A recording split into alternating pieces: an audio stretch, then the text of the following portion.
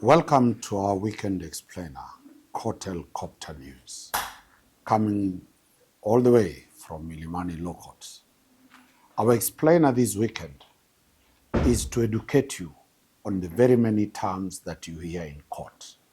You hear people talk about Amicus Curiae, you hear people talking about respondent, you hear people talking about acquittal, you hear people talking about very many terms.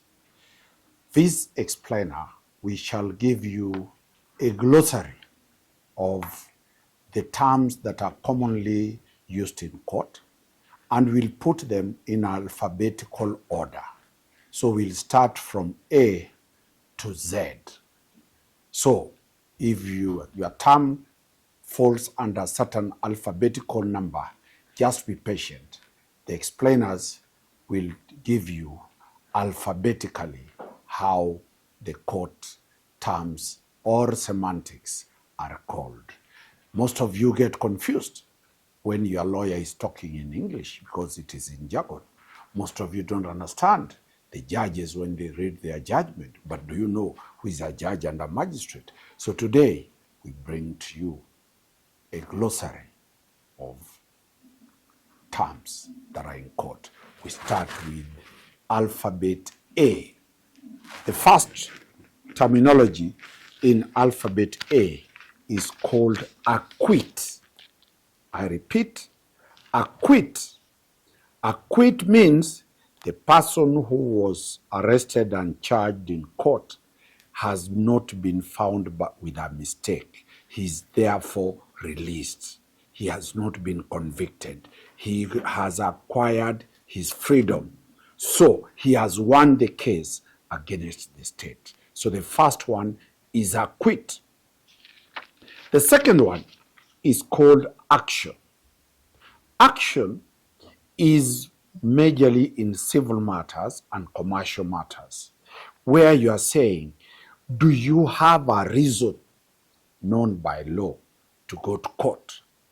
That is the reason why it is called an action, that you have a reason to go to court, and if your case is useless, it will be dismissed because there is no action involved. The third terminology is the terminology called adjustment. Many times people hear the matter has been adjourned. What does an adjournment means? An adjournment means that the court cannot proceed with that matter, either because the prosecutor is not in court, 2, or the advocate is not in court, 3, the magistrate is not in court, 4, an accused person is not in court. Therefore, there cannot be proceedings going on. What does the court do? The court adjourns the matter. 2, somebody who is an accused person, somebody can make an application to court and say, my accused person is unwell and is admitted at Nairobi Hospital, is unwell and is admitted at Nyamira Hospital. Therefore, the court must adjourn. So adjournment is a temporal staying of the proceedings because of one thing or another. The other term that you hear severally is that an adversarial system. There are different types of processes in court. One is adversarial. In an adversarial system, it is a fight, the winner takes it all. The prosecutor is on one side. He's prosecuting to convict somebody. The defense team, the advocates on this side, are fighting to make sure that person is acquitted. So that process is called adversarial. Vita kati ya wawili. It's war, and that is why you hear advocates saying, I'm fighting for my client, the state is fighting to convict somebody. It is an adversarial system. Kenya has applied that method of prosecution and hearing. That's why there is a DPP and always what is called the defense team. Another term is an affidavit. An affidavit is a document where the person called a party or somebody swears information he knows or she knows. That information is sworn on oath. You appear before either before a magistrate, or you appear before a commission of oaths, or you appear before an advocate, and you give that advocate your story. This is what I know. That story is reduced into an affidavit. That affidavit is brought in court. So any evidence is normally brought in court through an affidavit. There are several types of affidavits. We shall be dealing with them. There is a supplementary affidavit that brings out further information. There is an affidavit to oppose bail sworn by the police. There's an affidavit of means where one swears and says, in a dispute of child maintenance, I'm able to pay this because I earned this. There are very many types of affidavits which we shall be looking for. So this is a sworn statement in writing, and is signed and is brought to court as evidence. Then we have another term you hear, affidavit of service. An affidavit of service is once a matter is in court, you have filed your case, you must be served the other party. Once you go serving the other party, there are two ways of service. One, you serve court documents through WhatsApp. Nowadays, that is the law. Once you receive a document from court by WhatsApp, that is service. Two, you can serve physically. You get that person, give him the court papers. After you have served the person, you must do an affidavit of service. An affidavit of service comes to court to prove that indeed you served that matter. And in an affidavit of service, you say who you are, you got the papers from which advocate, you went to who, how did you identify the person you're supposed to serve that document, you say who showed you that person, where you met that person, and you served him, he signed or he refused. An affidavit of service is very, very, very, very critical in that. Another issue is what is called allege. You hear allegations. Allegations are what brings people to court.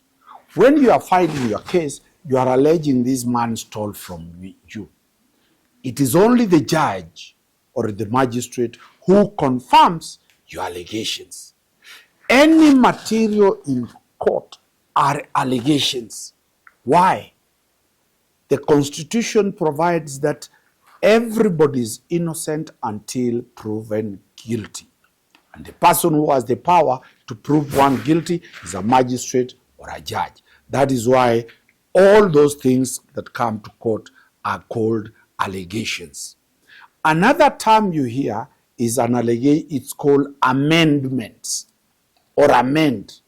What does amendment mean? You went to court with certain allegations. For example, the judge, the prosecutor says you stole 5,000 shillings. But as they investigate, they realize you didn't steal 5,000 shillings only. You stole plus a laptop, and you stole plus somebody's writing pad. Now they will amend the charge sheet. They will seek permission from the court to amend the charge sheet so that they reflect that you stole not only 5,000 shillings, but plus a notebook and a laptop. Amendments can also be in civil matters where you get further information, the documents you filed to court. You go to court, you must seek leave, permission of the court to amend documents in court. Another one that is very interesting is called an Amicus Curiae.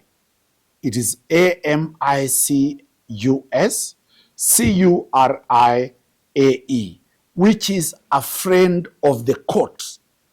An amicus is a friend of the court. He does not take sides between the two fights. You saw an amicus appear in the presidential election petitions. This is a friend of the court. Majorly, they are experts in law. They are experts in certain fields. The Law Society of Kenya can come in because it is an amicus, a friend of the court.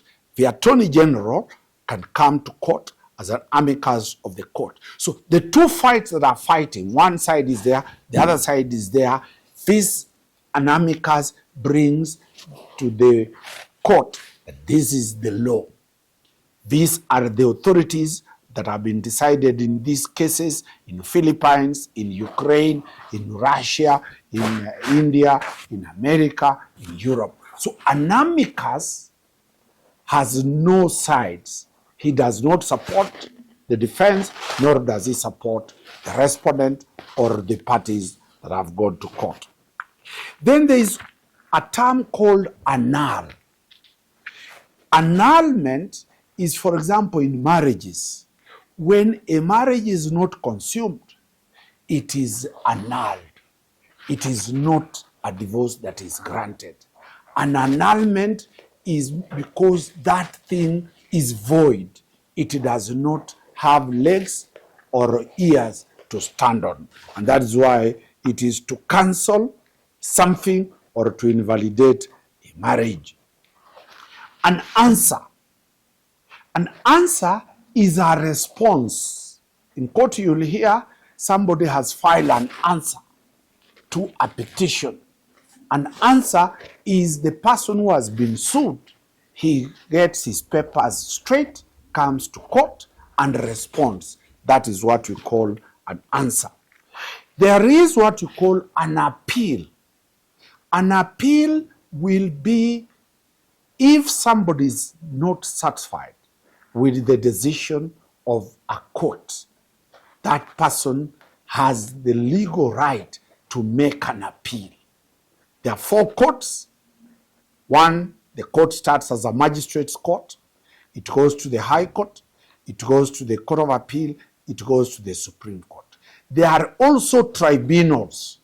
One who is not satisfied with a decision from a tribunal can appeal to a higher court. Equally, a Kadhi's court, any decision that comes from a Kadhi's court can be challenged by an appeal. Lastly, a decision from a small claims court, if you are dissatisfied, you can appeal. The question is it of right to appeal? Yes.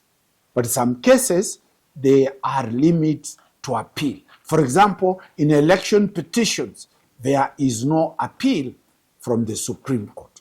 Once the Supreme Court has spoken, that is final. Some tribunals and some areas allow you one layer of appeal. So an appeal is an aggrieved party that moves to court or to a higher court to appeal. Appearance. Appearance is when, one, an advocate makes an appearance in court. We appear in court to represent our clients. Two, an accused person will be brought to appear before a judge. So once you have been arrested, in 24 hours maximum, you must be brought to court. So an appearance is to appear before a trial court, a magistrate, a judge, a Kadhi, or something like that. An appellant. Who is an appellant? An appellant is a person who has appealed. Anybody dissatisfied with that decision who makes an appeal in court, he is called an appellant. Then we have arbitration. Under Article 159 of the Constitution, alternative dispute resolution mechanisms are provided for, that instead of a matter being heard in court, it can be referred to arbitration. Arbitration can be through the established arbitral processes, or it can be a court-annexed arbitration. So this is an alternative way. Whatever decision is arrived by an arbitrator, it is called an award. That award will be brought to court, and the court will adopt that award. It becomes a judgment of the court. That is arbitration. Then we have arguments. Arguments are based on three issues. One, the lawyers argue based on the facts. They will bring their arguments based on the actual facts of what happened. They will also argue based on the law. What is the position of the law? That's why you hear lawyers say, under article this and this, under section this and this. And lastly, the lawyers will argue on what is called submissions. Submissions and authorities are where the lawyer brings cases that have been decided in the US, cases that have been decided in America, cases that have been decided in Uganda, cases that have been decided in higher courts, the High Court, the Court of Appeal. So you are saying, these are my arguments. So that is why the defense never rests, because the defense must always bring arguments. The prosecutor also makes arguments to court. Judges and magistrates don't make arguments. They listen to the arguments of the people who have come to court. Then the issue is at issue. You'll hear the term at issue. Issue. What is an issue? What is the question before the court? The court must identify the issues to determine. You might argue 1,000 questions. The court will frame issues to determine. Those are issues that the court will determine. We have also what is called attachment. Attachments are one, if, for example, you have failed to maintain a child. If, for example, your salary is going to be attached, the court can order an attachment of your salary. Number two, attachments can be on your salary, or it can be an instrument in writing where one wants to put it as an annexure. For example, you put your attachments, you attach your pay slip, you attach your lease agreement, you attach your all annexures, or the evidences that you take to court, they are called annexures. But those annexures, when they are brought to court, they are in form of attachments. Then we have what is called attestation. What is attestation? This is witnessing of your signature, witnessing you signing your signature before an advocate or a commissioner of oath. You attest, they look at that, and they witness you signing that document.